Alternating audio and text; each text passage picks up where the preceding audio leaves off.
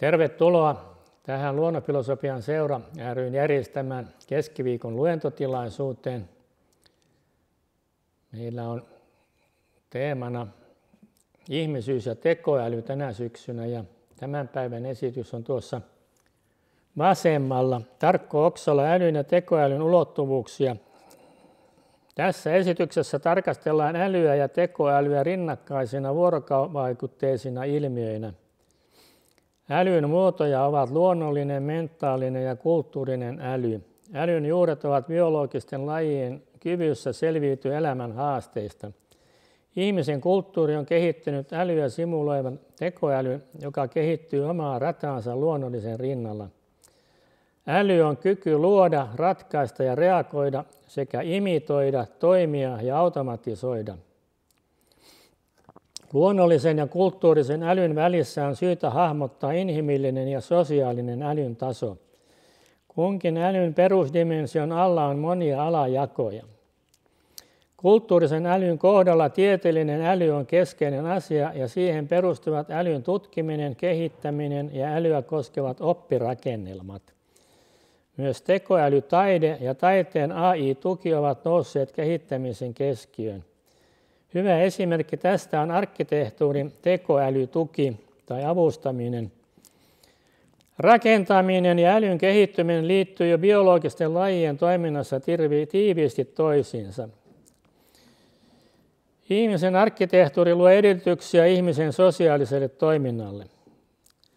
Tekoälyn käyttö arkkitehtuurissa nostaa esiin kysymyksen tekoälyn humanisoinnista, mikä taas on keskeinen kulttuurin haaste. Tämä vastaa siis aikaisempia hankkeita, tekniikan humanisointi ja sitten tietotekniikan humanisointi. Voisitko kertoa muuten omasta taustastasi ja millä pätevyydellä sä puhut? Joo. No minä olen tekniikan tohtori ja sitten tutkinut arkkitehtuurin CAD-suunnittelua ja siihen liittyviä tekoälyjuttuja. Väitöskirjani oli Logical Aspects of Architectural Experience and Planning. Olen aikanaan pitänyt muutamia esitelmiä muotoilun tekoälystä ja näistä parhaat olivat Cambridgeissa ja Oxfordissa, mutta ei minulla mitään sen kummempaa pätevyyttä ole. Tässä nyt esittelen näitä näkemyksiä tämän meidän syyskauden ohjelman taustaksi, jolloin sitten tulee semmoista käsitteistöä peilattua, joka sitten varmaan saa syvennystä sitten aikanaan. Mitä on äly? Äly on kognitiivinen kyky toimia onnistuneesti muuttuvissa tilanteissa. Älyn määrittely on tavattoman vaikeaa ja itse asiassa äly on asia, joka täytyy oivaltaa, älytä ja ymmärtää itsessään, jolloin introspektiivinen tutkimus tulee keskeiseksi. Sitten älykkyyttähän tutkitaan ulkokohtaisesti erilaisilla testeillä ja määritellään sitten keskiarvoisen älykkyyden avulla ja suhteessa samanikäisten ihmisten älykkyyteen, esimerkiksi ihmisen tapauksessa. Tuossa todettiin, että älyn muotoja ovat luonnollinen äly, mentaalinen äly ja kulttuurinen äly. Jos ihmisellä on käsitys älystä, hän voi ruveta näkemään älyä paitsi itsessään myös luonnossa. Ja luonnollinen äly on sellaista, mitä kohdataan biologisten lajien kohdalla. Luonnon kehityksen kautta se yleensä kääntyy niin, että tietty eläinlaji päätyy keskimääräisen älykkyyden tasolle lähelle sitä, ja se on sitten se, mitä me luonnostaan ajattelemme, että tämä on luonnollista älyä. Eläimet usein reagoivat väistövaraisesti ja varsin nopeastikin. Se on elämisen säilymisen kannalta tärkeä se nopeus ja saalistamisen kannalta. Mutta kehittyneemmällä lajilla mukaan tulee harkintaa, järjenkäyttöä. Ja ihminenhän on tästä hyvä esimerkki. Homo sapiens hän harkitsee maistamalla ennen kuin ahmaisee. Sitten mentaalinen äly on sellainen, että joudutaan tästä kognitiivisesta perustausta siirtymään syvempään mentaalisuuteen, eli ihminen kykenee järjestämään ja suunnittelemaan ja rakentamaan mielessään sen, mitä aikoo tehdä ennen kuin toteuttaa sen todellisuuteen. Tämä mahdollistaa sitten turhan yrityksen ja erehdyksen, energian tuhlauksen ja aineiden tuhlauksen, ja voidaan päästä hyviin tuloksiin varsin nopeasti, kun rakennetaan asiat ensin mielessä. Tällöin sitten mentaalinen äly voi kehittyä sosiaaliseksi, kun kaksi mentaalisesti älykästä toimijaa tai useampi kykenee ajattelemaan yhdessä, kommunikoimaan yhdessä ja toimimaan yhdessä, siis cooperation. Tämä on sitten sosiaalinen äly, jonka edellytyksenä on sitten kielellinen äly tietysti. Kulttuurinen äly taas syntyy siitä, että ihminen oppii mielessään tunnistamaan omaa älykkyyttään, tuntee itsensä ja kykenee oppimaan ja sitten opettamaan toisia sen mukaan, mitä on opetuksesta ja oppimisesta mielensä rakentanut. Näin syntyy traditio ja mahdollisuus siirtää toimintatapoja, instituutioita ja niiden tuloksia sukupolvelta toiselle. Ja ihmisen toiminnan kokonaisuus tuloksineen on kulttuuria. Sitten ihmisen kulttuuri poikkeaa kaikesta aikaisemmasta. Tietysti uneksitaan, että avaruudessa olisi tekoälyä kanssa, mutta ihmisen kulttuuri poikkeaa siinä, että se on kehittänyt ajatuksen tekoälystä. Tekoälyn määrittely on vaikeaa, koska se edellyttää sitten älyn määrittelyä, mutta tekoälyhän tunnistetaan siitä, että se pyrkii simuloimaan kaikenlaista muuta älyä, etenkin ihmisen älyä, ja se on ollut keskeinen kriteeri, että jos on matalampaa tekoälyä, niin se ei vielä yllä ihmisen tasolle. Sitten on syvä tekoäly, joka yltää ihmisen tasolle, ja sitten on supertekoäly, joka ylittää ihmisen tason. Inhimillisiä kykyjä, joita tekoälyssä voidaan simuloida, ovat luomiskyky, ratkaisukyky, reagointikyky sekä sitten kyky imitoida ja edelleen kyky toimia tuloksellisesti ja sitten vielä automatisointi. Jos kyetään toimimaan hyvin, niin sitten kannattaa automatisoida näitä toimintatapoja. Nyt tekoäly kehittäminen on rakentunut informaatio- ja kommunikaatioteknologian sekä tietotekniikan knowledge engineering pohjalle ja systeemiteorioiden pohjalle. Nyt hyvän startin saa työskentelyyn esimerkiksi sillä, että puhumme luovista generatiivisista systeemeistä ja generatiivisesta tekoälystä. Sitten on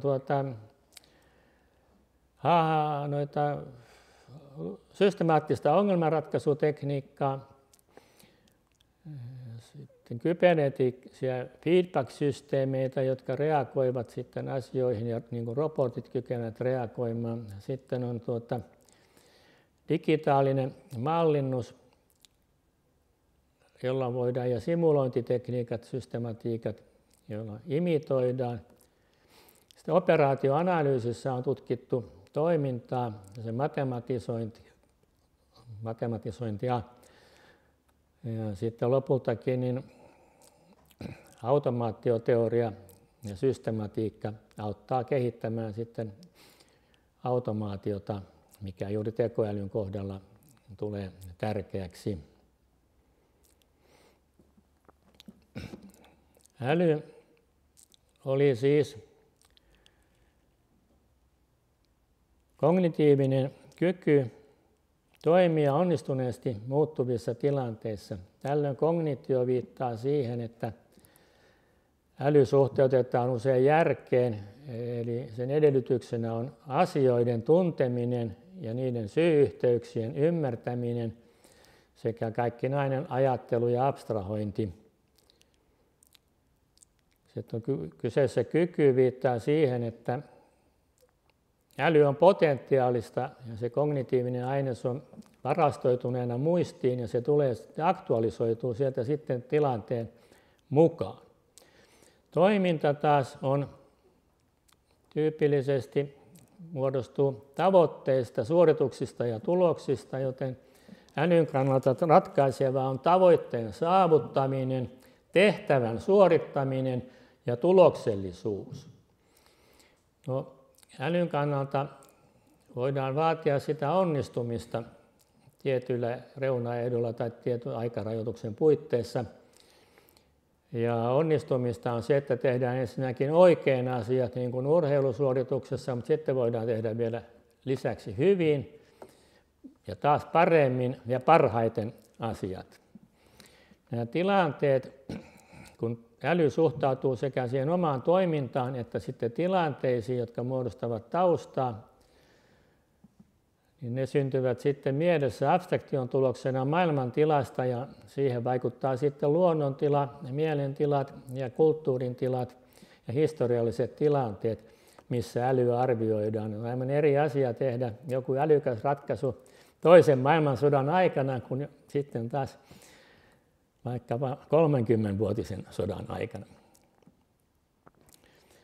Tästä on varsin monimutkaisia asioita tulee tästä syntyä ja sen takia älyn määrittely, ollaan varsin yksimielisiä, että älyn määrittely on vaikea, koska on niin monenlaista älyä. Sitten tekoälyyn liittyen voidaan esittää seuraavanlainen hypoteesi. Informaatio- ja kommunikaatioteknologia synnyttivät informaatioyhteiskunnan idean ja tietotekniikan idea, tietoyhteiskunnan idean. Nämä on aika lailla yhden asian liikkeitä, eikä niistä varsinaista yhteiskuntaa sen syvemmin synny, vaan yhteiskunnan ongelmat ovat sitten sivistysyhteiskunnan, hyvinvointiyhteiskunnan ja oikeusvaltion tasolla. Yleensä puhutaan valtioista tässä tilanteessa, eli varsin korkean tason muodosteista.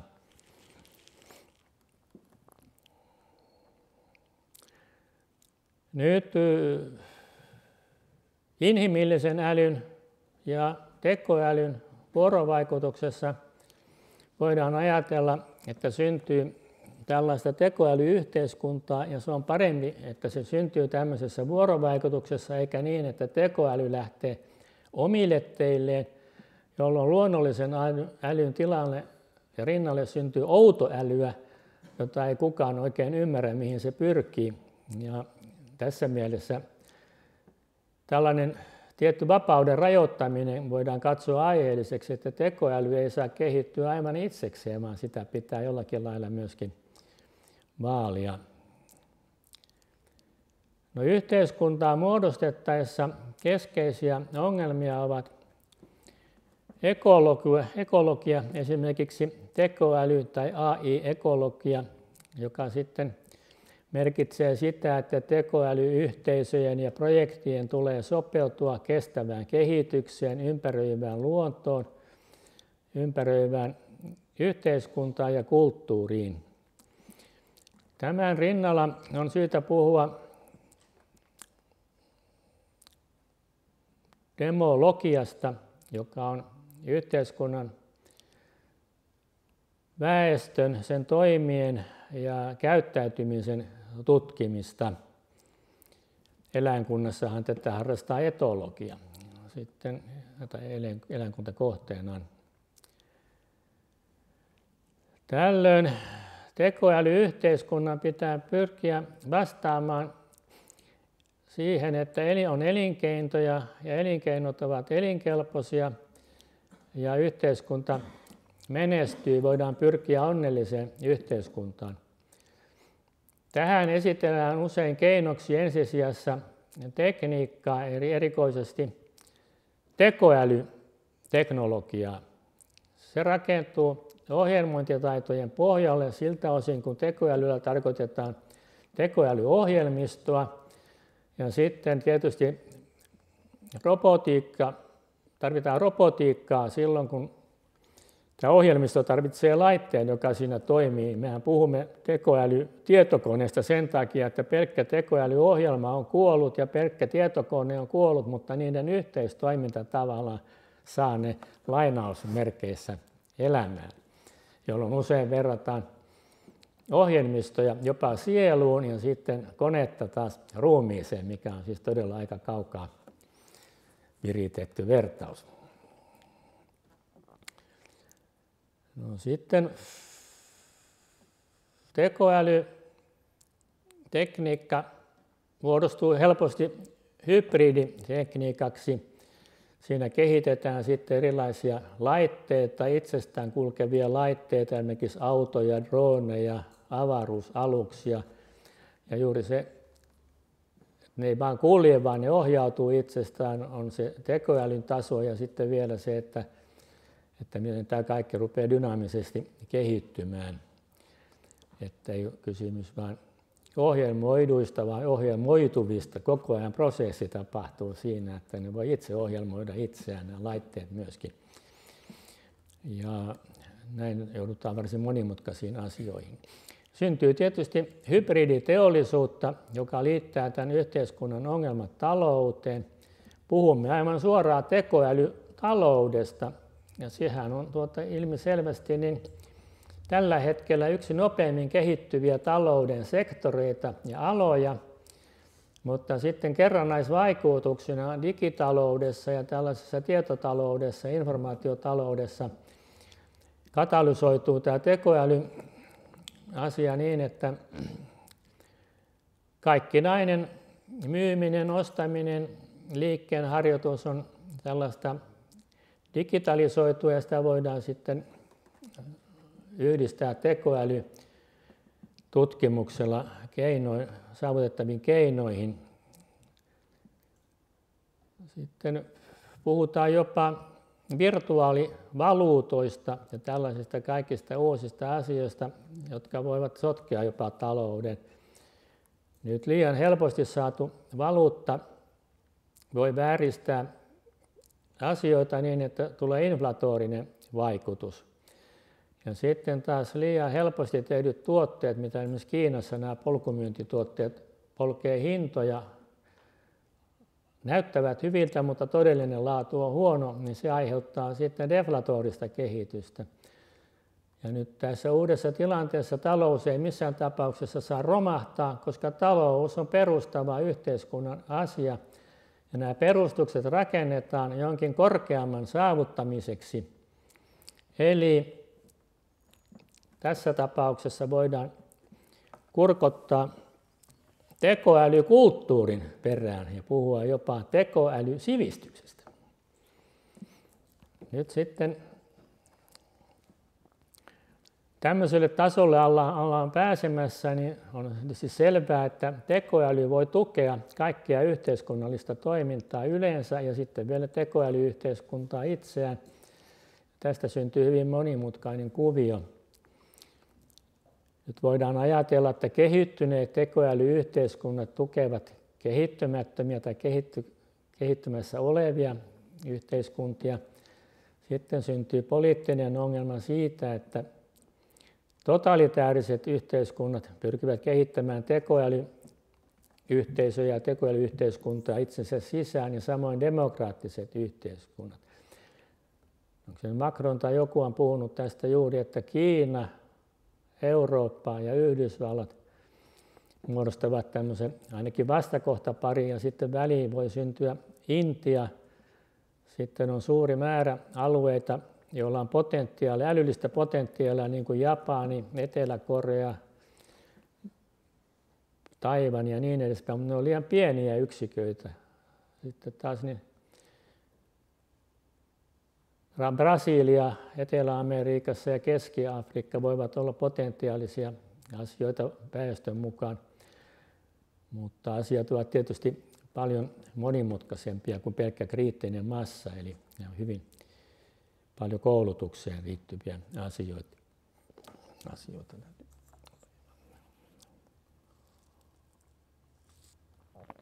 No nythän se tekoälykulttuuri syntyy tietysti tekoälyyhteiskunnassa tämmöisen sille tyypillisen toiminnan ja saavutusten perusteella tällaiseksi kasautuvaksi ja rullaantavaksi muodoksi, joka on aika loppujen lopuksi triviaalia. Se on samanlaista kulttuuria kuin on maailman sivu ollut aina ihmisten tapauksessa. Mutta pystytäänkö sitten nousemaan korkeakulttuurin tasolle, lienee hyvä kysymys, vai? Kari vähän epäilee. No nyt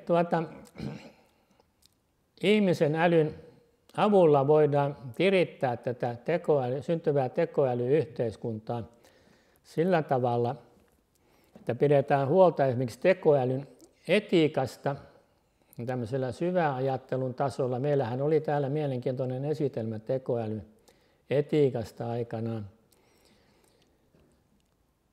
Tämä lähestymistapa voidaan laajentaa tekoälyn filosofiaksi, jolloin kyse on siitä, että tekoälyn filosofiassa kriittisesti ideoidaan ja pohdiskellaan muun muassa yhteiskunnallisia kysymyksiä. Ja se luo pohjaa sitten tekoälypolitiikalle, jonka tarkoitus on ohjata tekoälyä esimerkiksi reaalipolitiikan keinoin pysymään järkevissä uomissaan. Nythän näkyy paljon kirjoittelua siitä, kuinka tekoäly saattaa lähteä ajatuksissa lentämään mitä ihmeellisimpiin suuntiin. Ja nyt sitten tekoälypolitiikka on tietysti etujen ajamista ja siinä sitten voidaan käyttää perusteluna yleensä. Nykyään käytetään tieteellisiä perusteluja ja tekoälytutkimus tarjoaa tietysti hyvät perusteet realistiselle tekoälypolitiikan harjoittamiselle tietyssä valtiossa. Ja tekoälytutkimus sitten on hyvin laaja asia ja usein joskus käy niin, että tekoälyllä tarkoitetaan joko niitä ohjelmistoja ja laitteita, niiden muodostamia pareja tai sitten nimenomaan tätä tekoälyn tutkimustyötä, eli siis on tutkimussuunnan nimitys on myöskin tekoäly. Ja nyt sitten tekoäly tutkimus voi puolestaan ortodoksisoitua niin, että ollaan hyvin suvaitsemattomia. Ja on ainoastaan yksi tapa sitten, niin kuin tieteessä yleensä käy, että on yksi ainoa oikein hyväksyttävä paradigma. Ja tarvittaneen tällaista niin kuin taiteen vapauteen verrattavaa ajattelun vapautumista tässä tekoälykehityksessä. Hyvä esimerkki tästä on tietysti arkkitehtuuri, joka ohjaa erilaisia teknologioita yleensä ja tässä tekoälykontekstissa sitten tekoälyä kehittäviä insinööritieteitä, niiden tavoitteita voidaan koordinoida arkkitehtonisesti. Sitten kun ollaan päästy siihen, että korkeakulttuurin haarat voivat antaa oman panoksensa tähän tekoälyyhteiskunnan syntyyn, niin sitten käänteisesti saavutaan sellaiseen tilanteeseen, jossa tekoäly voi tukea ja assisteerata korkeakulttuurin haaroja. Nyt on selvää, että patenttiteknologia ja patenttien hakeminen, niin kuin esimerkiksi Nokian tapauksessa tiedämme, muodostaa niin monimutkaisen verkoston, että sen hallinnassa varmaan tarvitaan suurin piirtein jo tekoälyapua ja niin kuin asiantuntijajärjestelmäthän juridiikassa perustuvat tekoälylle ja liittyvät tekoälyn kehittämiseen. Eli tavallisen ihminen, kun lukee patenttihakemuksia ja näitä asiakirjoja, niin Einsteinhan oli patenttivirkamies muuten, niin kyllä huomaa äkkiä, että apua tarvitaan. Sitten joudutaan varsin mielenkiintoiseen kysymykseen, eli arkkitehtuuri, josta äsken oli puhetta, niin sen avustamiseen tekoälyn avulla. Arkkitehtuuri on tiedettä, taidetta ja tekniikkaa. Ja tekoälyn tapauksessa siis suunnitella ja muotoilla tekoälyjärjestelmiä, ohjelmistoja ja niiden osia, niin sitten ihmisen arkkitehtuuri on puolestaan, sen tehtävä on luoda edellytyksiä ihmisen sosiaaliselle toiminnalle.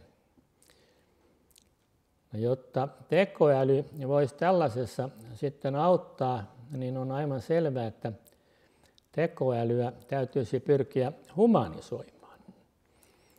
Ja nythän tekoäly sitten tunnetaan taiteesta niin, että melkein aina kun on taidenäyttelystä jotain uutuusjuttuja, niin ilmeneekin, että ne on tekoälyn avulla tehtyjä ne taideteokset, vaikka sitten on sitten hyvin vaikea erottaa. Aikaisemmin generatiivisen tekoälytutkimuksen piirissä tunnettiin se, että tekoälyn avulla generoitiin ja väärennettiin kuuluisien taiteilijoiden teoksia niin, että asiantuntijoiden oli hyvin vaikea erottaa, mikä on mitään. Ja itsekin olen itse asiassa väitöskirjassani esittänyt, kuinka Palladion arkkitehtuuria voidaan tämmöisen generatiivisten systeemien avulla jäljitellä, ja sitä on tutkittu laajalti maailmalla yksityiskohtaisemminkin. Ja siinä on sitten hyvä esimerkki sille, kun tehdään joku tekoälyharjoitustyö arkkitehtuurissa, niin annetaan sitten tekoälyn tehdä Palladion tyylisiä uusia rakennuksia. Sehän ei ole kovin luovaa, jos tehdään huviloita, mutta jos tehdään sitten joku muu tehtävä, niin sitten asia rupeaa olemaan jo haastavampi. Yleensähän tässä taiteen tekoälysovelluksissa vaarana on kiits, niin että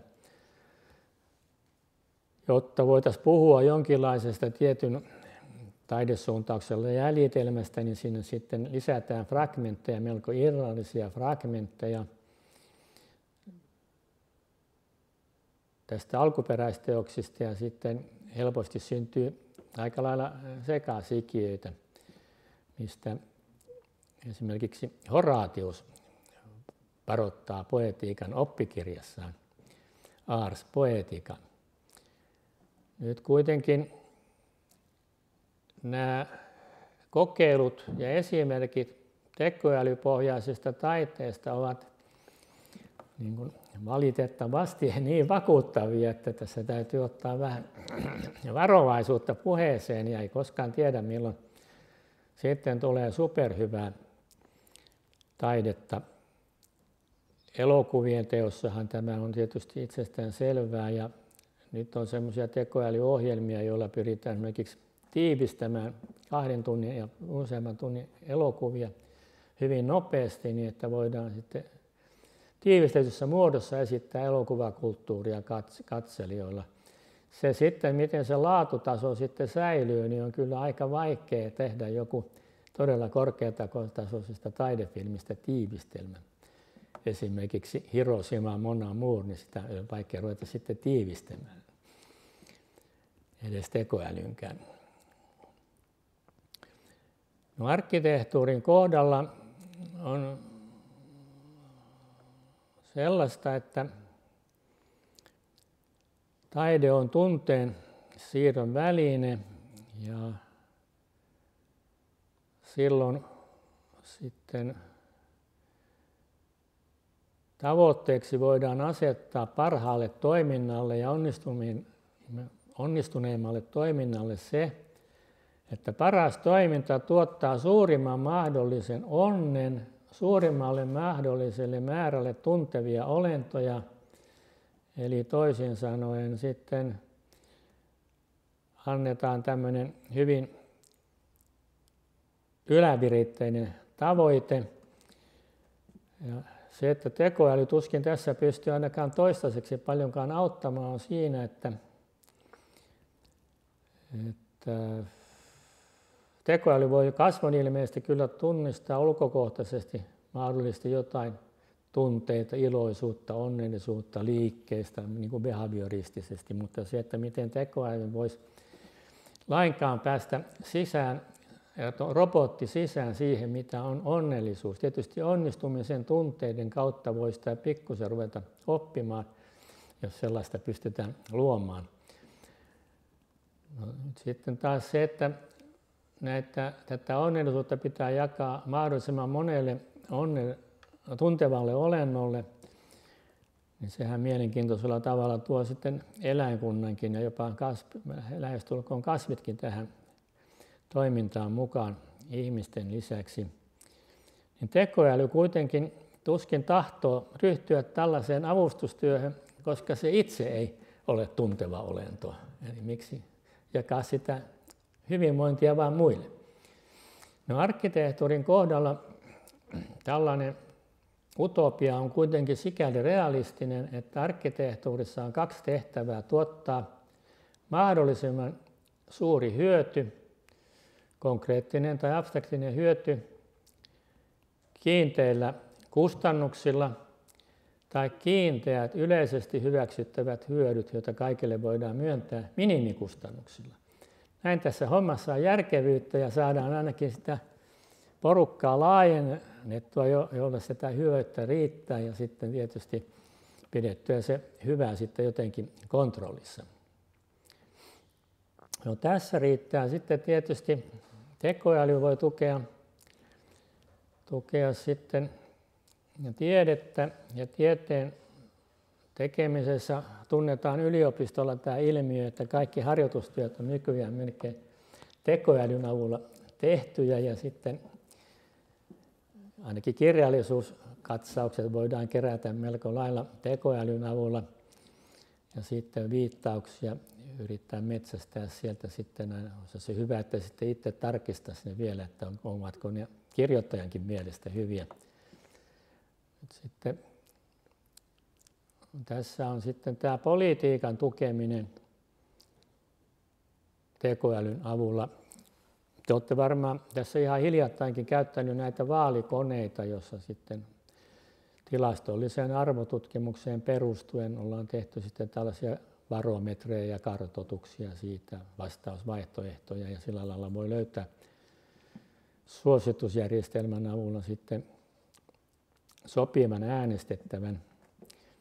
Sitten kääntäen voidaan tämä asia kääntää niin, että tekoäly tukee sitten poliitikkoja päätöksenteossa ja konfliktiresoluutiossa ja sitten siinä, kuinka voitetaan vaalit. Varmaan monissa puolueissa uneksitaan jo sitä, kuinka tekoäly avustaisi heitä vaalityössä. Mutta tämäkin on sitten... Varsinkin erilaisiin kohderyhmiin eri sanomaa. Joo, nimenomaan. Se on hyvä ja juuri se on sitä samaa, että kun sitten etsitään esimerkiksi elokuvasuosituksia, että tietyt kohderyhmille suositellaan tietynlaisia elokuvia ja lähetetään niitä tiivistelmiä ja palvellaan sitten, niin samalla lailla sitten on poliittisesta palvelusta kysymys tässä kohderyhmien.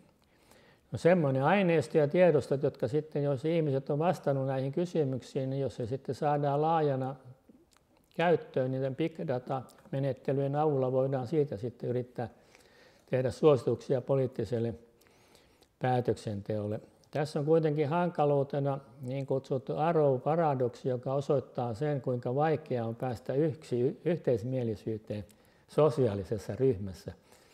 Niin sanottu vastarannan kiiski tai poltergeist voi aina kaataa minkä tahansa hankkeen. Anteeksi, mikä paradoksi se oli? Arrow. Arrow. Tupla V:llä. Joo, se on Tuomelan kirjassa, siitä puhutaan yhteiskuntatieteen eksakti metodologia, se on varsin tunnettu paradoksi. No nyt sitten, tämä vaikeampaa politiikkaa tiedetään nyt näinä Ukrainan sodan ja Gaasan tapausten aikana on tämä rauhan konfliktiratkaisu ja Ahtisaaren tehtävät. Niin nyt sitten täällä oli hyvä esitelmä, Honkela piti rauhan koneesta aikanaan esitelmän, ja se ilmiselvä idea oli se, että tekoälyä voidaan käyttää sitten rauhan työssä sovitteluratkaisujen löytämiseen. Ja tämä on todellakin hieno ja varteenotettava ajatus.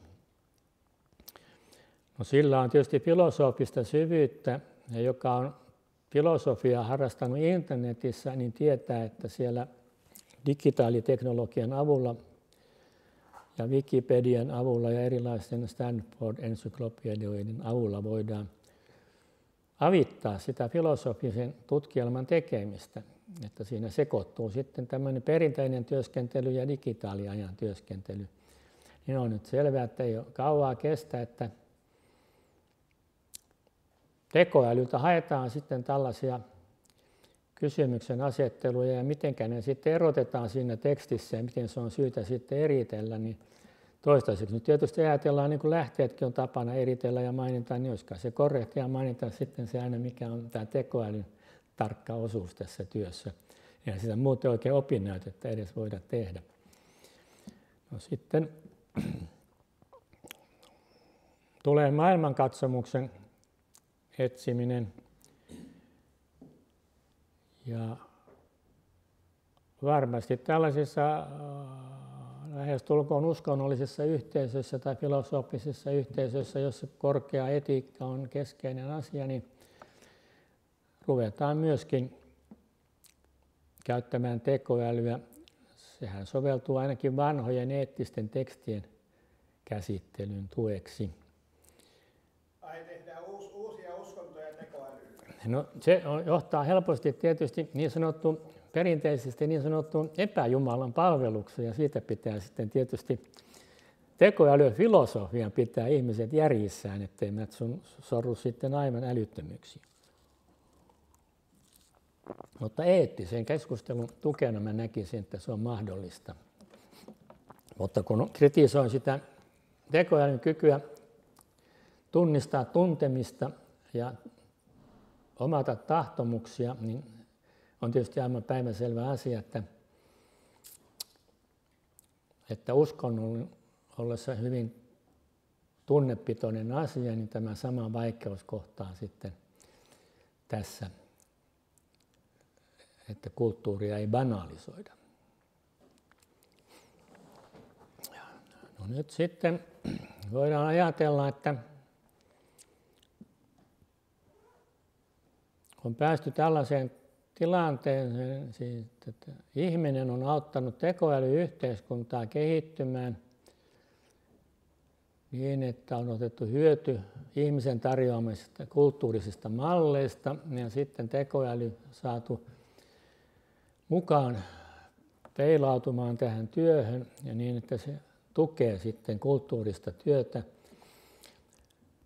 niin sitten voimme herättää kysymyksen sitten inhimillisyyteen liittyen, että mikä on inhimillisen kulttuurin keskeinen tunnuspiirre. Se on tietystikin sivistys, inhimillinen sivistys. Pystyykö tekoäly osallistumaan yhteiskunnalliseen kehitykseen niin, että kaikki tapahtuu sivistyneessä hengessä? Tämä on aika hyvä, mutta varsin vaikea kysymys.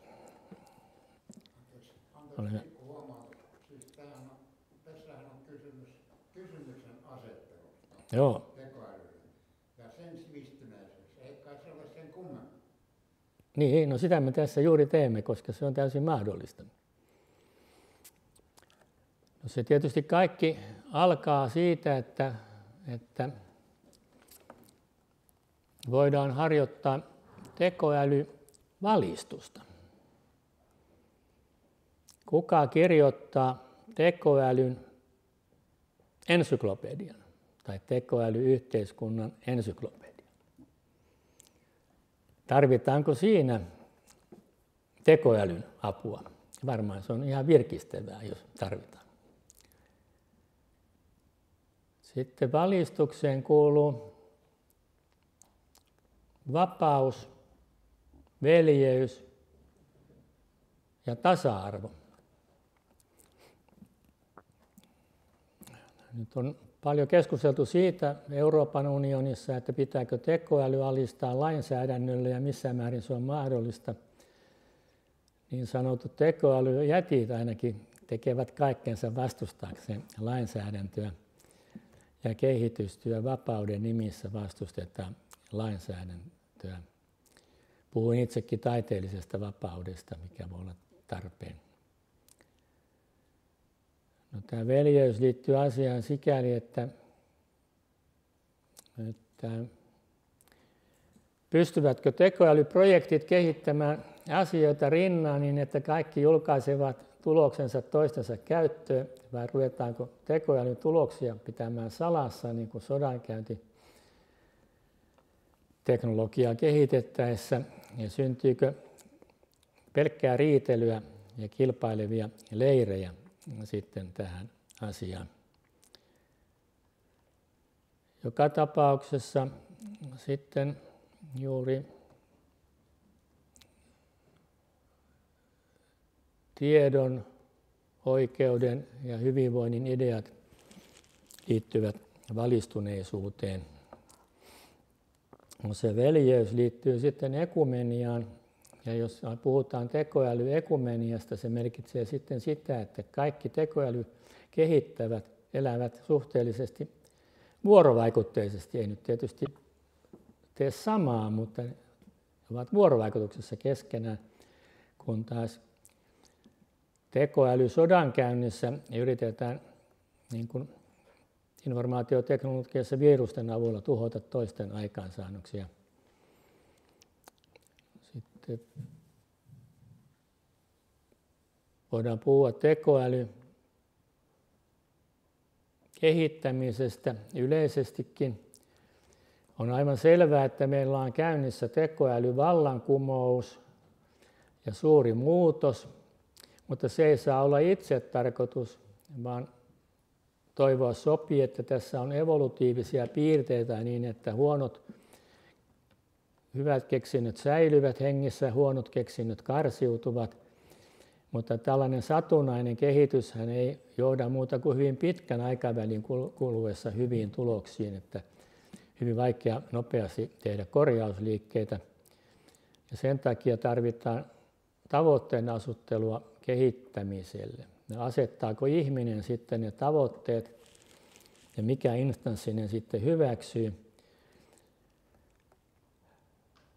Vaikea on löytää selviä tavoitteita, niin kuin tästä Arrow-paradoksista tiedämme, mutta sen sijaan yksittäisiä parannuksia voidaan tehdä inkrementalismin hengessä. Tehdään parannus kerrallaan, josta sovitaan ja katsotaan sitten, mitä tulee. Sen sijaan suuria kumouksia pitää välttää, koska ne helposti saavuttavat no return pointin, mistä ei ole enää paluuta oikealle ja hyvälle tielle.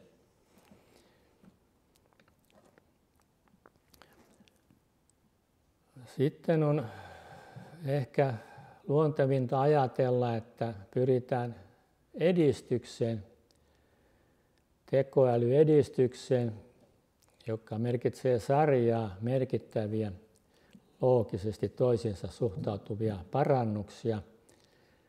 Kuinka pitkä se kehityskausi sitten on, niin se on aina arvotus kokemuksessa. Tiedetään, että ei kovin pitkiä kausia yleensä ole. Mikä sitten on parannus? Tässäkin yhteydessä se perustuu siihen, että meillä on ihanteita, joita kohti pyritään. Ja ihminen kai ne joutuu asettamaan toistaiseksi. Sitten voidaan tehdä diagnoosi ja katsoa, mikä on tekoälytutkimuksen ja kehitystyön tilanne tällä hetkellä. Tehdä parannussuunnitelmia, suunnata voimia sinne, missä on tarvetta. Tehdä leikkausoperaatioita, poistaa huonot kehityskulut, säilyttää hyvät, ja näin ohjelmistopuolella tapahtuu henkistä kehitystä ja robottipuolella sitten tällaista niin kuin fyysistä kehitystä noin lainausmerkeissä, niin kuin ihmisen tapauksessa sitten kehitetään joko sielua tai ruumista. Sitten kun ollaan päästy tällaiseen tilanteeseen, että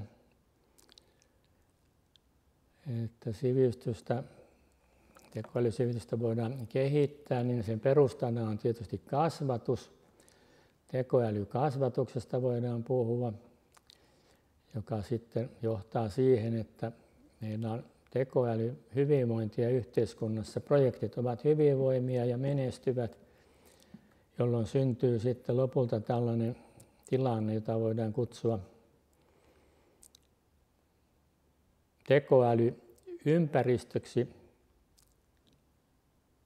Meillä on älykkäitä kaupunkeja, älykkäitä rakennuksia, älykkäitä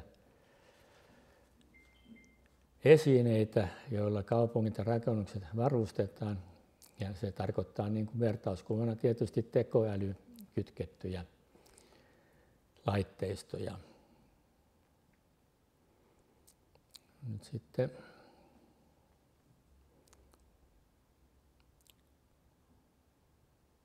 voiko tekoäly sitten auttaa näissä kaikissa asioissa ja mitä se tekoäly hyvinvointi tarkoittaa? Se on tietysti sitä, että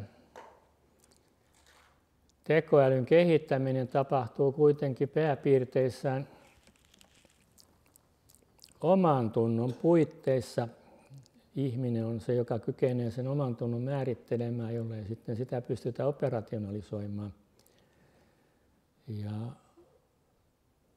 tarvitaan jonkinlaista itseymmärrystä siihen, että ollaan tyytyväisiä ja onnellisia. Ja tyytyväisyys taas tarkoittaa sitä, että tarpeet on tyydytetty. Tämä Maslowin hierarkian mukaiset tarpeet on tyydytetty yhteiskunnassa. Mutta mitä se sitten merkitsee tekoälyn kannalta, niin on aivan tietysti avoin kysymys vielä. Tässä kaikessa tarvitaan onnistumista ja onnea, ei se pelkästään sattuman kautta synny tietenkään, mutta kuitenkin eräänlainen optimismi on paikallaan, kun lähtee näihin hankkeisiin pessimismin sijaan.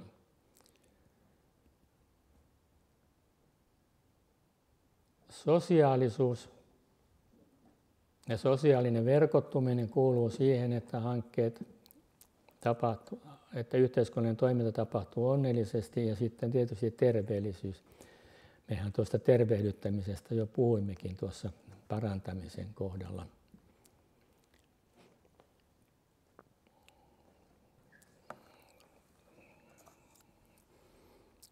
Tarve vaatii vähän janoa ja vettä.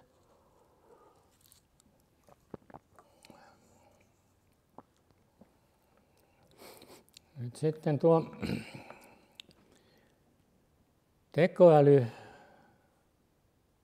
voi osallistua monin tavoin ympäristöön, avustaa näissä älykkäissä ympäristöissä. Nimenomaan tekoäly toimii sitten avustajana liikenteen ohjauksessa, rakennusten säätelyssä ja kaupunkien kehittämisessä ylipäänsä. Sitten taas onnellisuuden ja hyvinvoinnin tukeminen tekoälyn avulla, niin sehän ilmenee nykyyhteiskunnassa jo hyvinvointirobotiikkana ja vanhustenhoidossa käytettävinä laitteistoina ja lastenhoidossa käytettävinä laitteistoina, mutta syntyykö siitä sitten todellista onnellisuutta lapsille ja aikuisille? On tietysti hyvä kysymys, jo ne ovat tarpeeksi hyvin kehitettyjä, niin kyllä ne tiettyyn rajaan saakka tuottaa myöskin rauhallisuutta ja mielihyvää, mutta ei kovin pitkälle. Sitten on tekoälyn tuki kasvatukselle.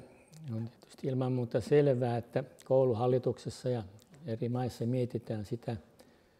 Nyt tämän digiopetuksen jälkeen se on seuraava suuri kysymys, on tämä tekoälyn tuki kasvatuksessa, oppikirjojen laadinnassa ja niin päin pois, esitelmien laadinnassa. Ja sitten kaikkinaiseen yhteiskunnan kehittämiseen liittyvä tekoälytuki. Sitten oli nämä rauhankoneet, yhteenkuuluvuuden tunteen lisääminen ja sitten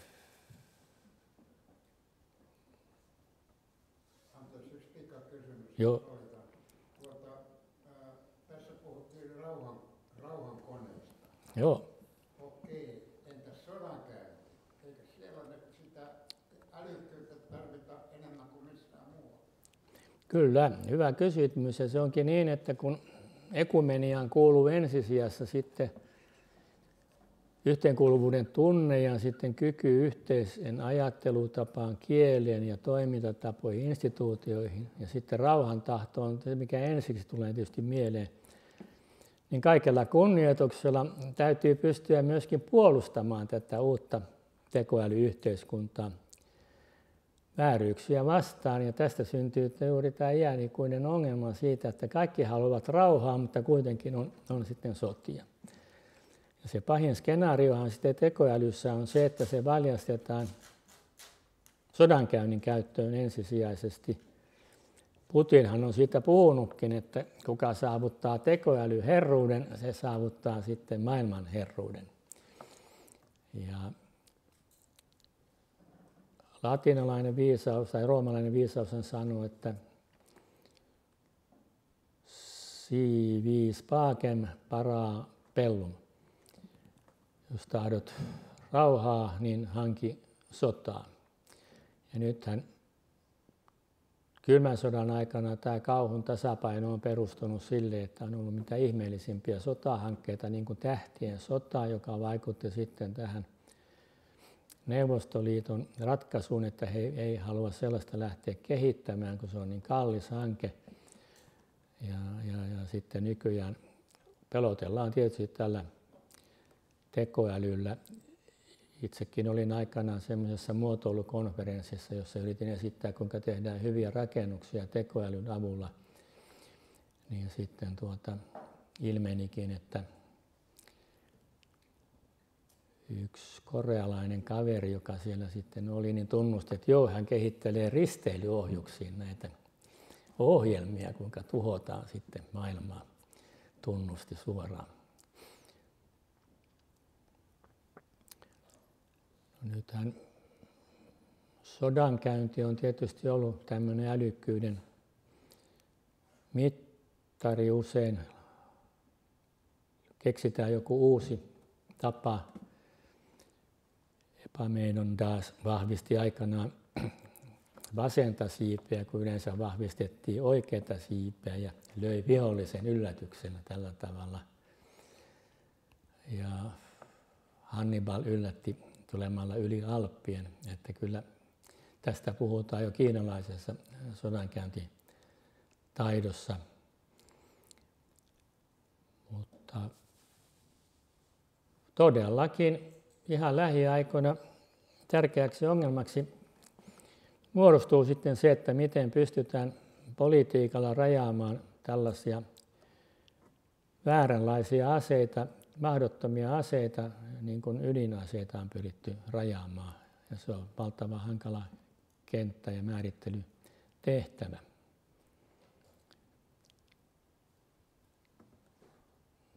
Sitten tekoälyn kehittämisessä pitkälti voidaan ajatella, että meille on tuttua käyttää siinä tiedekorttia, eli tutkimus ja kehitystyö yhdistyy ja sillä lailla tutkimus antaa sitten eväitä kehittämistyölle, jolloin nämä ihanteet, joita siinä tarvitaan, on sitten realistisia ja järkeviä, toteuttamiskelpoisia. Motivaatio työssähän perustuu juuri siihen, että meillä on riittäviä voimakkaita arvopohjaisia tavoitteita ja sitten tietoisuus onnistumisen todennäköisyydestä, että ei turhaa tavoitella taivaita. Sitten jos ajatellaan tiedettä korkeakulttuurin haarana ja sen soveltamista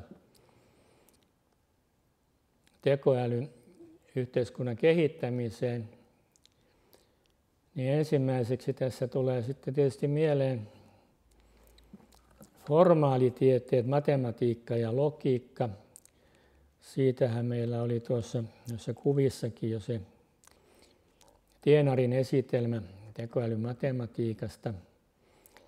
Ja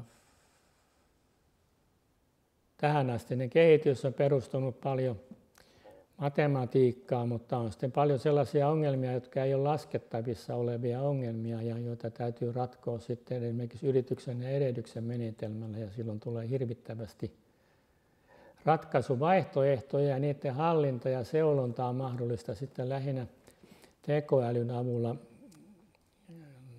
Vaihtoehtojen määrät on hirvittävän suuria. No sitten on fysiikka. Fysiikan kohdalla perustutkimus voi tukea tekoälytutkimusta tekoälytietokoneiden osalta ja kvanttitietokoneiden kohdalla. Meillähän on täällä ollut hyvä esitelmä kvanttitietokoneiden tiekartasta, ja usein on palattu siihen, että ne on tärkeä lähitulevaisuuden asia, ja ympäristöongelmat esimerkiksi on niin laajoja ilmasto-ongelmat, että niissä tarvitaan tällaista laskentatehoa. No sitten kemian kohdalla on tietysti mahdollista kehittää mitä ihmeellisimpiä synteettisiä aineita, kuvata niitä graafisesti ja näin päin pois. No, biologia voi inspiroida tekoälytutkimusta biomimetiikan kautta. Eli tutkitaan esimerkiksi hyönteisiä ja niitä käytetään sitten, niistä löytyviä ratkaisuja käytetään robottien kehittelyssä. Hyönteisethän ovat varsin kehittyneitä olioita verrattuna ihmisen rakentamiin tällaisiin koneisiin. Mutta kyllähän ihmisen rakentamat robotitkin alkaa olla melkoisia, no, avaruuden luotaimet ja muut. Sitten on tietysti psykologia, antama tuki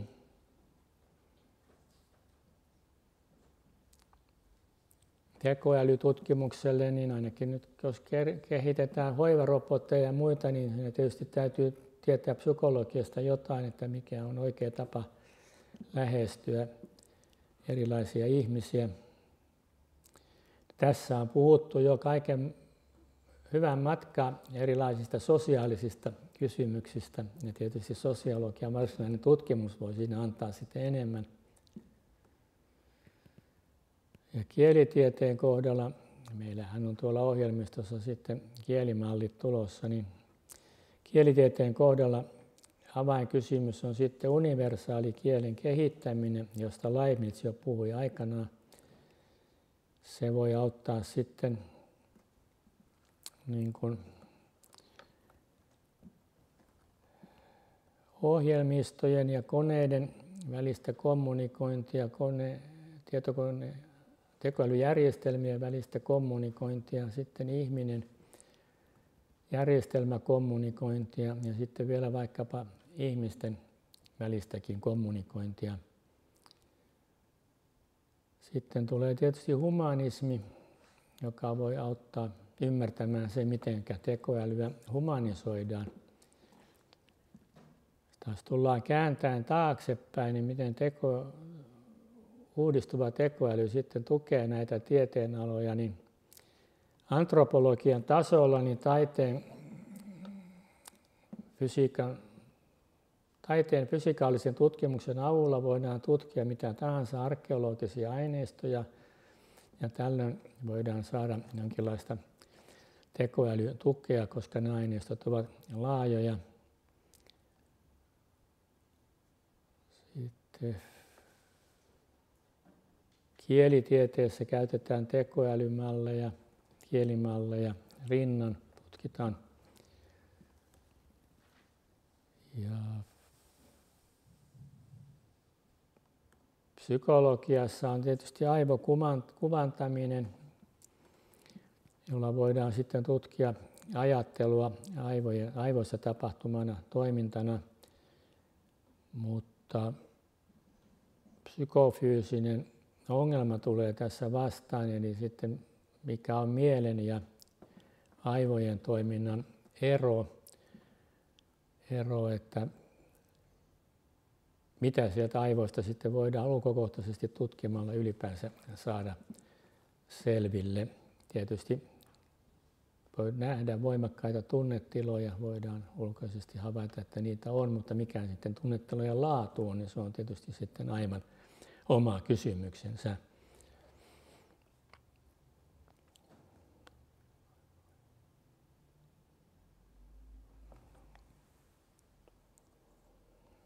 No, sitten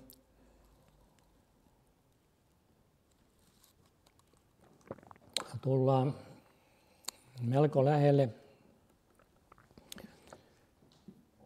biologiaa ja siinä sitten tietysti kaikki röntgenkuvien ja biologisten mallien tulkinta tulee kysymykseen. Ja fysiikassa taas voidaan ajatella kosmologiaa, kaukokartoitusta ja sitä, kuinka me lähetetään robotteja tai laitteita tutkimaan aurinkokuntaa, ehkä linnunrataa, pohjana unelmalle aurinkokunnan tai jopa linnunradan asuttamisesta, jota on esitetty, mutta tässä tulevat etäisyydet ja sitten käytettävissä olevat aikarajat onnistumisen reunaehdoiksi, vaikka kuinka älykkäitä olisimmekin. Silti voimme tietysti lähettää näitä avaruusaluksia mahdollisimman kauas, jos siitä on hyötyä ja mikä niiden elinikä sitten on. Siinä toivossa, että jostain löytyy sitten signaaleja keinoelämästä tai tekoälystä, joka olisi syntynyt jossain muualla. Ja näin ollen palataan tähän varsin alkujuurille, mistä tekoälykeskustelussa paljon aluksi keskusteltiin silloin, kun mielikuvitus lensi ilman rajoja.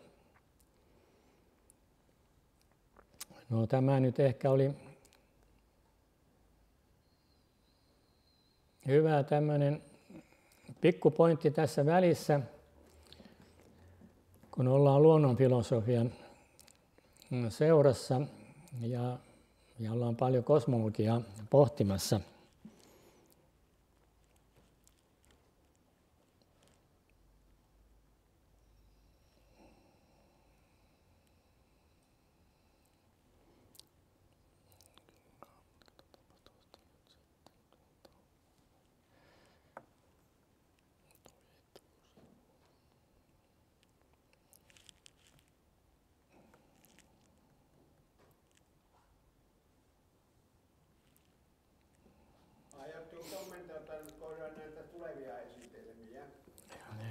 No, katsotaan sitäkin tässä vielä, mutta tässä on nyt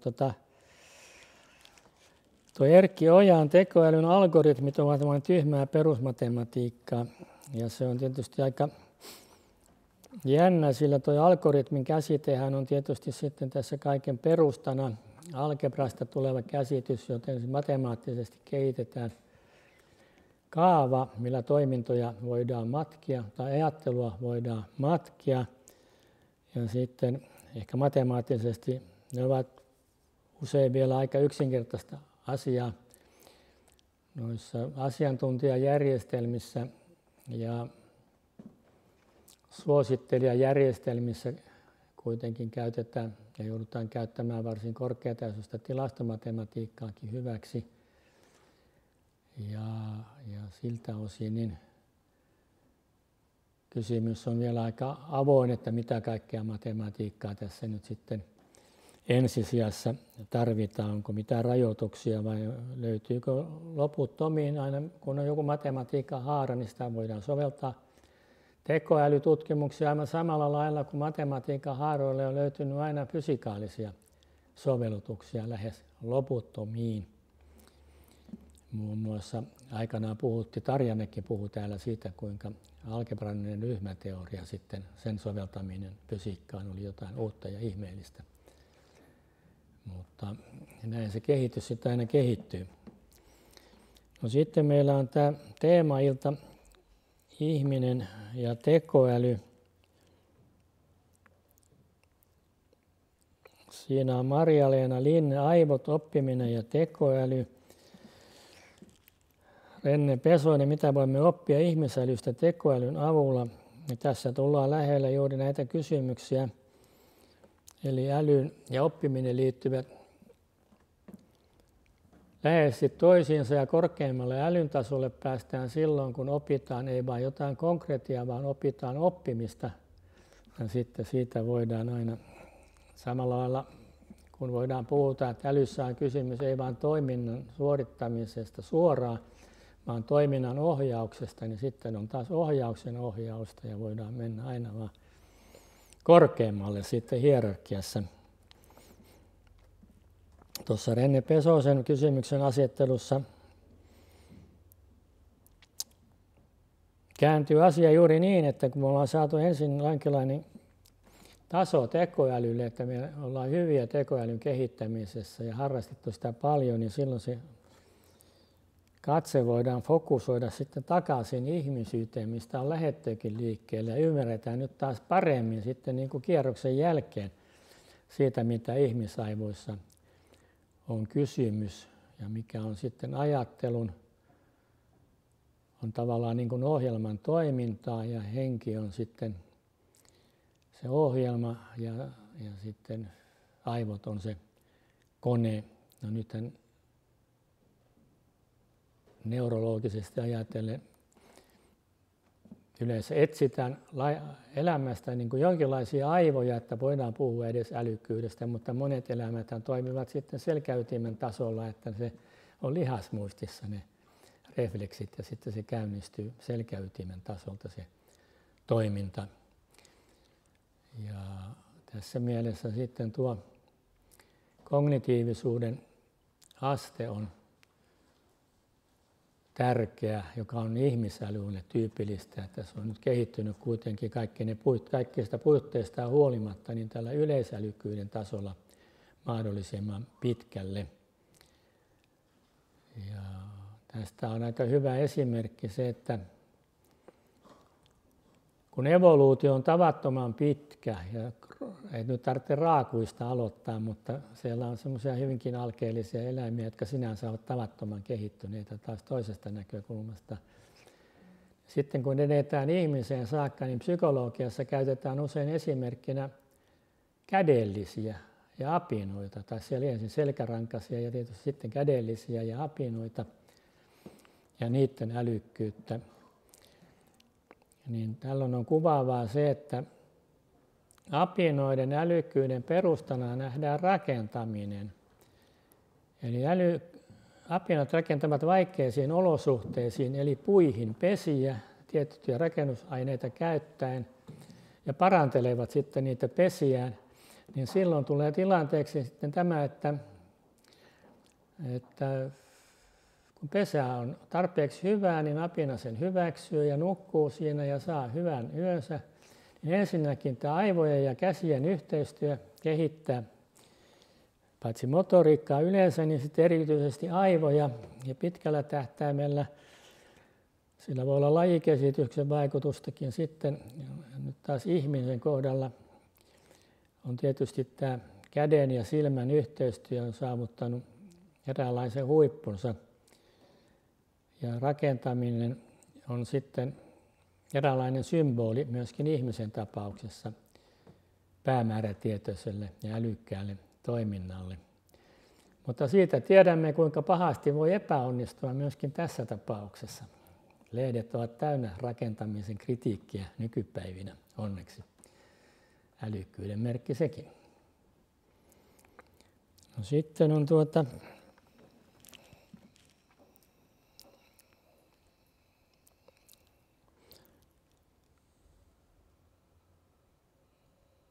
Esa Soini puhuu ainakin robotiikasta, mihin tässä on viitattu.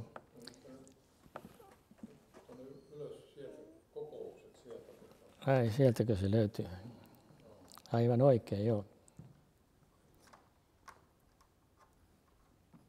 Oliko se kokoukset? Tuossa on kokoukset. Joo, niin se oli tämä sivu, joo. Se oltiinkin välillä.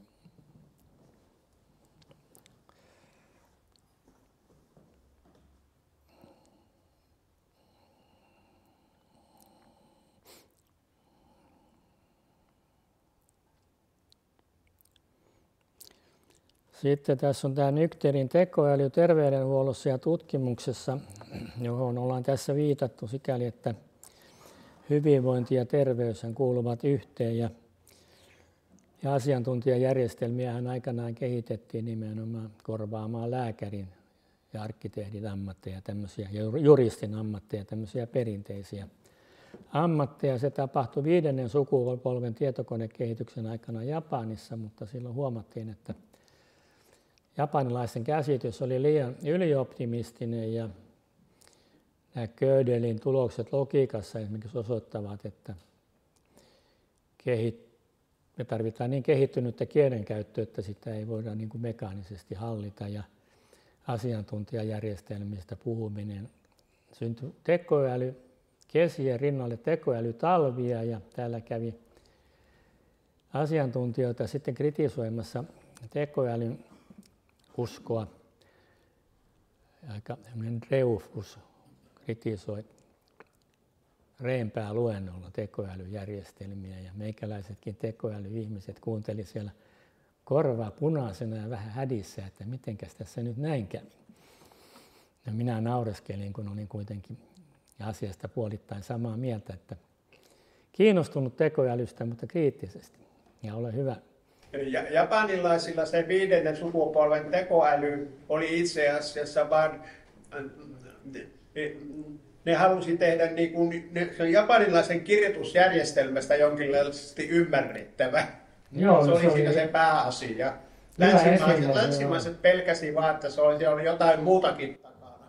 Kyllä varmaan, ja se hyvä esimerkki, koska tämä Leibnizin karakteristika, universaalis-ajattelu ja calculus ratiocinator-ajattelu tietysti sai inspiraatioita idän suunnalta Kiinasta, ja sitten näiden kehittyneiden merkkien käsittely on kielitieteen ongelma silloin, kun puhutaan kielistä ja kuvakielistä yhtä aikaa.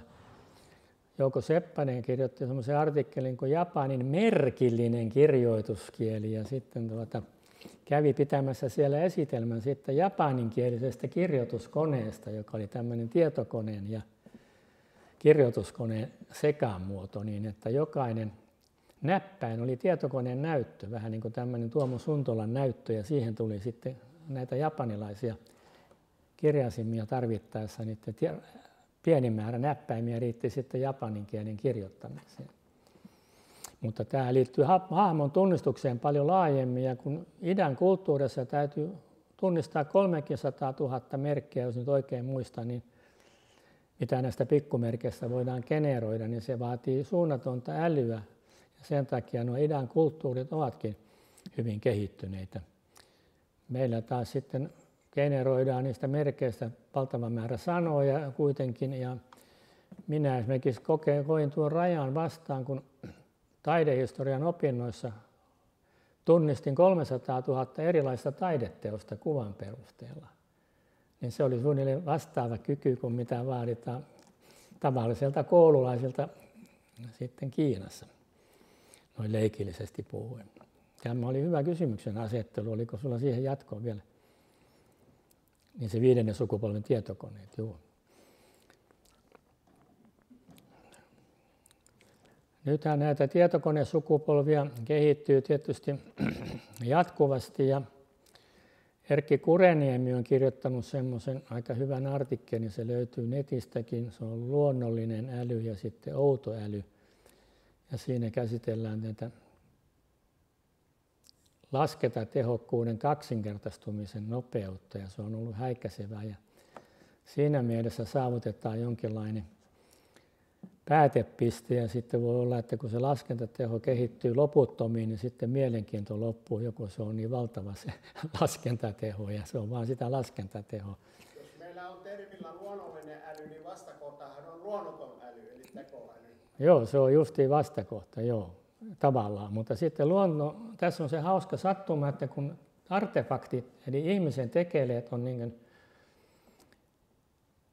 artefakteja, ja sitten artificial intelligence on tämä ihmisen alulle paneva tekoälykehitys, jonka tarkoituksena on se, että laitteet ovat sitten älykkäitä.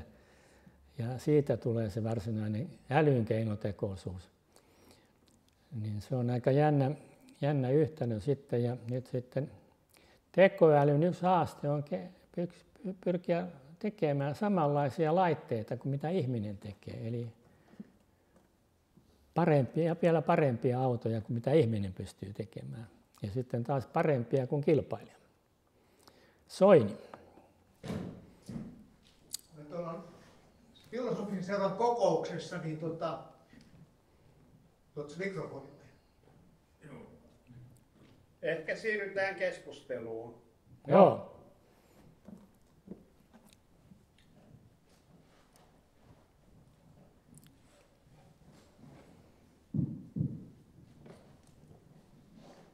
Kiitos. Ja tosiaan ollaan filosofissa seuran kokouksessa on päätetty, että me käsitellään filosofian kannalta enemmän kuin tekniikan kannalta tähän tekoälyä. Joo. Ihan poleemisesti nostan siihen, että meidän pitäisi lopettaa koko puhuminen tekoälystä. Ei sellaista olemassa. Meillä on vain äly. Ei mitään. No. Ja äly ja älykkyys on tietysti meidän ihmisille hirveän kipeä asia. Se on meille ehkä kaikkein kipeä asia, koska me ollaan nimitettykin itse homo sapiens. Ne on aika ylimielisesti. Mutta mitä se tarkoittaa? Me puhutaan esimerkiksi muisto-olennoista. Siis jos nostetaan joku maitopulkki pöydälle itse, tai joku robotti nostaa, niin ei me saada luonnollinen nosto ja tekonosto se. Tai jos puhutaan kauneudesta, niin ei ole kauneutta ja tekokauneutta. Tämä tekoäly on siinä mielessä ihmeellinen asia. Sanotaan, että se johtuu siitä, että se on tehty algoritmien pohjalta ja se on niin meidän luomalla. Mutta toisaalta mekin olemme tehty tietyllä tavalla siinä samaa kategoriaa, koska sikiön kehitys on algoritmien ohjaama, siis ihminen muodostuu sillä tavalla, eikä aivoissakaan se kummallisempaa ole, kun se on vaan häikäistä tietojenkertoa, mitä meidän luomiin näiden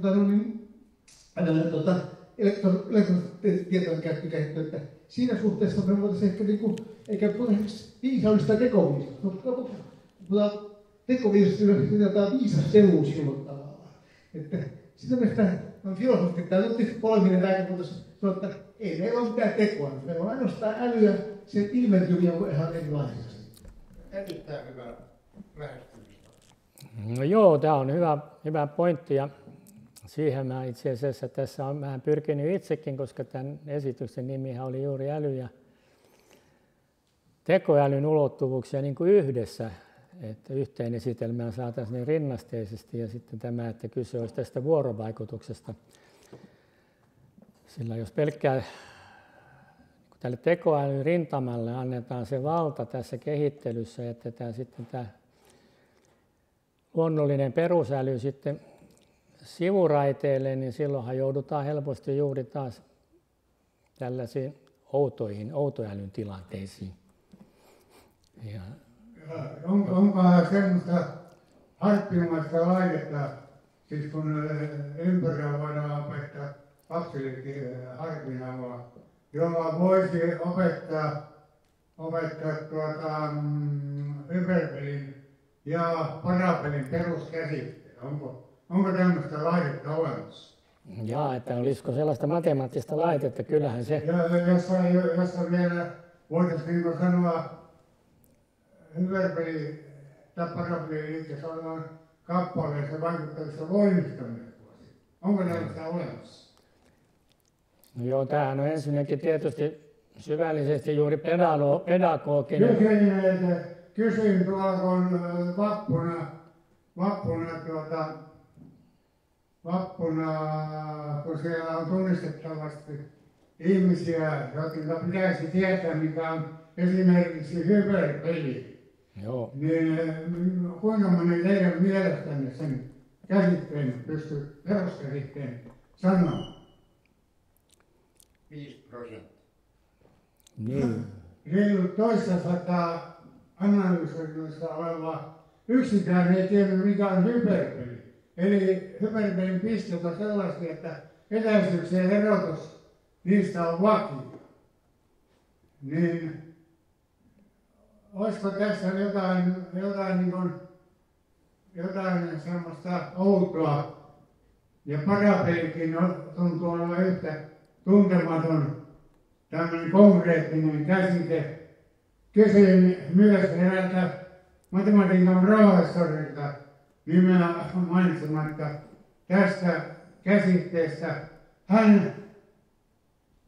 Hän käsittääkseni, minä voin kyllä näyttää laitteen, jolla voi konkreettisesti opettaa koululaiset. Olen itse opettaja ammatilla, niin voin näyttää.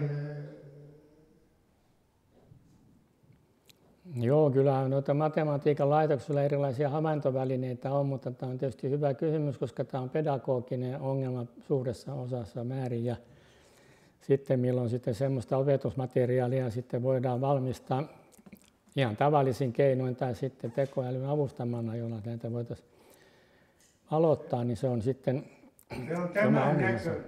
Jaha. Ja se on paljon helpompi, yksinkertaisemmin mahdollisuus. Mä olen vanha opettaja, niin kyllä mulla ääntä riittää. No ehkä etetään nämä alkeismatematiikan ne hommat sikseen. Olisi hyvä, että se alkeismatematiikkakin tietää tietyllä. Ja sainikka sitten voimat, jotka kohdistuu pisteeseen tai laitteeseen, joka on hyperpeli tai parapeli liikkeessä. Koska on kuitenkin erittäin yksinkertaisesta laitteesta kysymys. Joo. Tämä on vähän niin kuin sanotaan, että kaikki se samanlainen keksikin, mutta onko se mennyt jakeluun jo, tämä keksintö? ei ole mennyt. Okei. Sehän tiedetään. Ei ole kyllä se on. Jaa, ole hyvä. Oliko sulla viittaus siinä? Joo, kiitos äskeisestä keksinnön esittelystä. Onko tämä päällä? Mulla tuli tässä semmoinen ajatus, tai tämmöinen lausahdus, että tekoäly valvomaan tekoälyä. Joo. Eli tästä seuraa sellainen ajatus, että on modulaarisia tekoälyjä. Joo. Joku tekoäly voi olla arvoja, siellä voi olla estoja, siellä voi olla motivaatiota. Ja minä epäilen, että tulevaisuudessa ei tekoäly ole yhtään monoliittia, vaan siihen tulee tällaisia erilaisia moduleita. Kiitos. No niin, se oli hyvä ajatus ja esitys senkin takia, että nythän oli puhetta, että äly ylipäänsä on niin monihaarainen asia ja monialueinen asia, että se määrittely on melkein mahdotonta.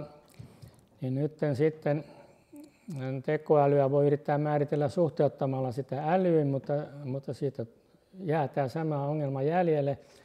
Mutta realistisessa toiminnassa ja tehokkaassa kehitystyössä niin tämä aspekti niin jakaa tämä tämmöisiin moduleihin on tietysti ensiarvoinen. Minä tuossa internetistä katselin mentaalisen älyn ongelmia ja siellä tuli sitten esiin semmoinen kuin henkinen äly, joka on tavallaan tämän tieteiskeskustelun provosoima niin kuin vastareaktio, että halutaan henkistää nämä asiat ja nostaa ne mahdollisimman korkealle tasolle. Meillähän on panpsykismistä keskustelua tietysti kosmologiassakin jo, mutta voisi ajatella, että ihmisälylle on tyypillistä se ainakin pyrkimys mieltämään tätä henkistä älyn tasoa, ja silloin äly voidaan ajatella olevan myöskin henkinen kyky. No sitten jos puhutaan mielestä, joka on kehittynyt evoluutiossa sitten elämästä irrottautumalla omaksi asiakseen, niin voidaan puhua tämmöisestä kuin mentaalisesta älystä, josta yritin vähän puhua. Sitten on ehkä tämä kognitiivinen kognitiivisuuteen perustuva äly. Ja se tarkoittaa sitä, että hahmotetaan asioita, niiden välisiä syy- ja seuraussuhteita, tekojen edellytyksiä ja tekojen vaikutuksia. Ja sitten rakennetaan niistä sitten malleja toiminnalle, jotka sitten pyritään toteuttamaan. Mutta sitten jotkut liittää älyn kokemiseen. Esimerkiksi eläimillähän on havaintokyky hyvin kehittynyt ja sen takia ne on älykkäitä. Ja niiden älykkyys ja onnistuminen toiminnassa perustuu paljon siihen havaintoon, esimerkiksi kotkan silmät. No, nyt on sitten näin, että ihminen puolestaan, hänellä on paitsi kokemuksia, havaintoja ja kokemuksia, niin myöskin elämyksiä. Eli ihminen suhteuttaa tämän kokemisensa jossain määrin koko elämänsä, koko elämän kokemuksensa. Ja hän pystyy summaamaan kokemuksia ja luomaan odotuksia, josta syntyy sitten merkitykset kielenkäyttöön. Ja sitten toisaalta odotuksista voi syntyä motivaatiot ja sielullinen toiminta pyrkiä johonkin korkeampaan. Ja voidaan puhua myöskin sielullisesta älystä, koska psykologia on halunnut nimenomaan omia tämän älyn tutkimuksen. Ja psyyke on siellä se keskeinen käsite. Tai niin kuin Aristoteles on kirjoittanut de anima sillä termillä tästä asiasta. Mutta nykyaikana kognitiotiede ja psykologia on muuttumassa aivotutkimukseksi. Ja tässä mielessä sitten psykofyysinen ongelma latistuu tähän, että halutaan nähdä vain aivoprosessit ja sitten materiaalismi saa tästä tietysti tukea, mutta sehän voi olla osittain oikeassakin. Eli jos on taitavaa materiaalismia, niin kyllähän se on mielenkiintoista tiedettä tällainenkin, jossa ajattelu nähdään niin kuin tietokoneohjelmina, niin kuin Soinikin mainitsi, ja täällä näissä esitelmissä tullaan mainitsemaan. Kysymys tuli vaan mieleen, koska sinä sanoit tässä tämän... Mä yhtyisin tähän edellisen puhujan liittyen tähän älykkyydestä puhumiseen, koska kyseessähän on todellisuuden hahmottaminen kulttuurissa ja siis tosiasioiden, eli tiedon käsittelystähän on loppujen lopuksi kysymys. Kaikkein yksinkertaisesti me ollaan opittu kirjoittamaan joskus, ja siinä historiassa, kun puhutaan erikseen siitä vaiheesta, jolloin opitaan kirjoittamaan, kirjoitettu historia muodostaa semmoisen kulttuurisen pylvään ihmiskunnan kehityksessä suorastaan. Ja mä katsoisin, että tämä äly, siis keinoäly, ei se ole mitään muuta kuin tämmöinen menetelmä, jolla edetään tiedon käsittelyssä. Ja sillä siisti, ei sen kummempaa. Kiitos. No niin, tämä, joka tuki Esan käsitystä, on tietysti hyvä tarkennus ja pitää paikkansa sikäli, että itsekin olen pyrkinyt sitä kerran esitelmässä korostamaan, että puhuin en arkkitehtuurin datan käsittelystä, vaan arkkitehtuurin tiedon käsittelyssä. Ja siinä sitten oli kysymys siitä, että kyse on tiedosta. Ja yritin analysoida tätä samaa ongelmaa. Ja nyt niin tämä kulttuurin mukaanotto on minunkin mielestäni juuri tärkeää, niin kuin sanoit. Ja kulttuurisesta älystähän oli puhetta, tai yritettiin puhua. Joo, ole hyvä. Oliko sulla vielä kysymystä? Joo, tässä on hurjasti ollut kaikenlaisia yhdyssanoja. Tuntuu melkein, että tekoäly on yhdistetty melkein mihin tahansa sanaan, jolla on jotakin merkitystä. Tämä on ihan totta ja tavallaan parodiakin sen takia, että nykyään tekoälystä puhutaan ihan sillä tavalla niin kuin puhumalla. Ja tekoälystä on tullut jonkinlainen henkilö, jonkinlainen kaveri sitten, jonka kanssa kommunikoidaan. Niin huomasin sen itsekin, että sitä toistoa on vaikea sitten välttää, jos kannattaa kartoittaa tätä ongelmakenttää. Hyvä huomio, joo. Joo, ja toinen oli tämä, että sä mainitsit älyn ja järjen. Joo. Minä rupesin miettimään, mikä se järki on. No joo.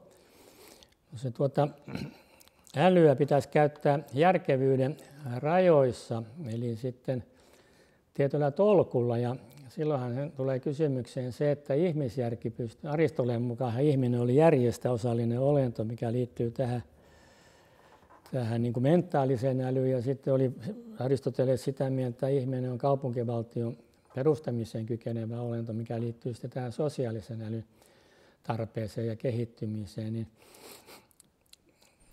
eli järki minun käsittääkseni jotenkin ohjaa tätä älyä, just joo.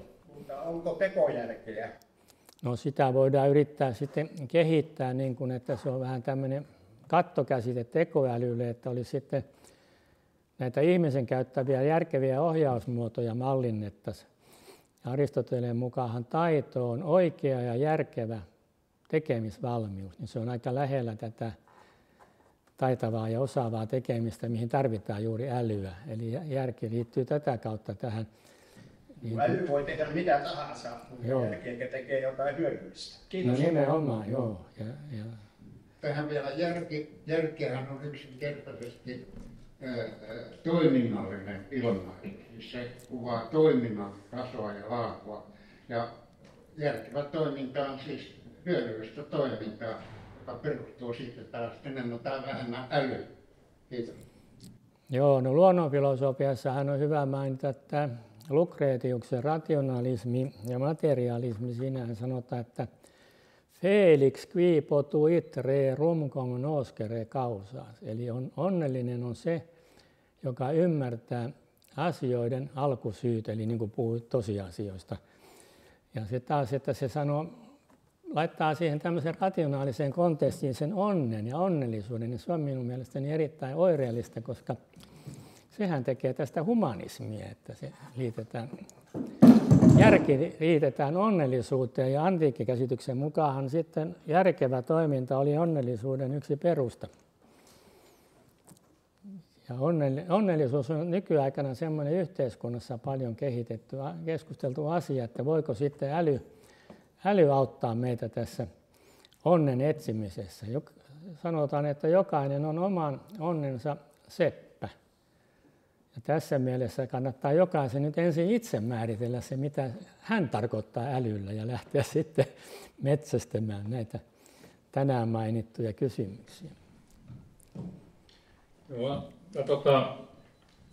luin tämän Tekniikkaa talouslehdessä, niin tämmöinen otsikko kuin tekoälymallien romahdus. Romahdus? Ja tämä perustuu siihen, että nythän tätä ChatGPT, tämmöinen, niin sitä on opetettu, siinä on syötetty kaikki mitä internetissä ja muualla on sitä tavaraa, ja sen perusteellahan se sitten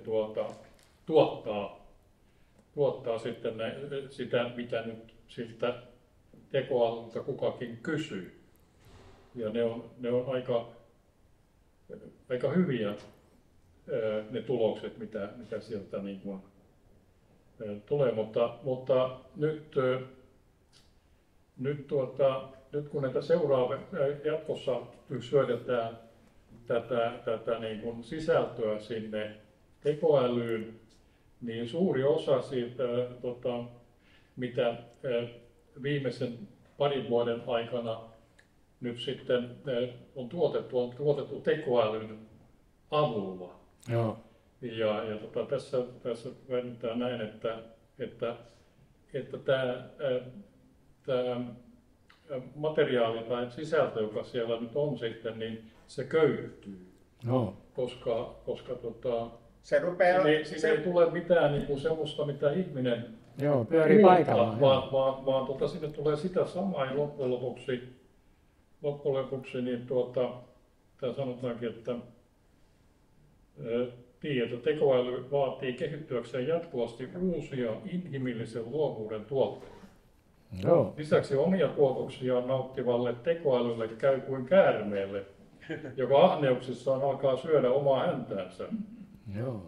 Jos siis olet asiassa osaava kirjoittaja, kuvataiteilija, muusikko tai muun sortin luovasta tuotannosta elävä ammattilainen, niin voit olla huoleti. Tekoäly ei tule viemään töitäsi. Jos taas tuotoksissasi ei ole eroja tekoälyllä tehdyistä, niin suosittelen harkitsemaan alan vaihtoa. No niin. No joo, se on hyviä pointteja. Tuommoinen sekametelisopan tuottaminen ja sitten tavanomaisuuksien tuottaminen, ne varmaan nämä opinnäytteetkin yliopistolla rupeaa aika lailla kyllästyttämään ja muistuttaa toisiaan, jos käytetään samoja tekoälyohjelmia ja sitten Wikipediasta haetaan sitä tietoa, niin sekin on kuitenkin sitten rajallinen. Siellä on paljon tietoa, mutta hyvin samaan tyyliin kirjoitettu koko ensyklopedia. Oli puhetta siitä, että kuka kirjoittaa uuden ensyklopedian nyt sitten. Ja niitä tavallaan tarvitaan. Kommentoida tuota äskeistä, koska mä oon todellakin odottanut sitä kytkentää, että meillähän ihmiskuntana on historian aikana kehittynyt 2000 vuoden vai ainakin tuhansien vuosien aikaansaannos tieteellisessä tutkimuksessa ja kehittelyssä. Niin eiköhän se nyt ole aikamoinen aarre ihmiskunnalla, kun sitä ruvetaan syöttämään keinoälyä. Joo, mutta turha kai pelätä, että ei, siis keinoälyhän on, sen ruokahalu on rajaton. Ruokahalu on rajaton, mutta siinä on se pointti, että se mitä jatkossa syöttämään on se, mitä ihmiset on tekoälyltä. Siis on internetiin tulee yhä enemmän sitä tekoälytuottamaa ja silloin sinne ei tule oikeastaan mitään niin kuin kovin uutta. Se tulee sitä samaa. Tuhansien vuosien saldo. Niin, se helposti rupeaa syömään sitä omaa häntänsä. Että vuonna 2022 tämä tekoälyn sisältö, niin kuin voidaan sanoa, että se on silloin niin kuin parhaimmillaan. No. Ja siitä, eli nyt 2023, 2024, 2025, mitä sinne syötetään, niin se köyhtyy se. Koska sinne syötetään, ihmiset kysyy tekoälyltä ja tekoäly vastaisee ja se sisältö menee sinne, jolloin tavallaan niin tullaan. Se muodostaa oman sisäisen maailmansa. Joka omaa häntäänsä. Tässä on sitten pelkoa ja käärmeen pelkoa ynnä muuta, mutta en pelkäisi niin paljon kuitenkaan tätä. Tämä tekoäly antaa enemmän mahdollisuuksia kuin pelon aiheuttaa. Niin, se antaa entistä vähemmän mahdollisuuksia juuri tämän. No niin, joka tapauksessa tämä oli hyvä pointti ja itseään syövä käärme kuuluukin tekoälyseuran käyttämiin symboleihin ja tiedä sitten kuinka seura nyt menestyy. Mutta kuitenkin niin, erittäin tärkeää tätä, mä nyt olin melko utopiota tässä käsittelin, että mikä on mahdollista ja saattaa olla lähitulevaisuudessakin mahdollista, mutta se, että nämä dystopiat, niin ne oli sitten ihan omien esitelmiensä aihe taas, että mitä kauhukuvia on maalailtu ja kyllä internetistä löytyy sitäkin puolta, jos haluaa etsiä. Joo, kiitos kaikille. Nyt on aika vissiin alkaa olla täys. Meidän pitää olla varttia vailla lopettaa. Oliko muuta? Joo. Joo, kiitos.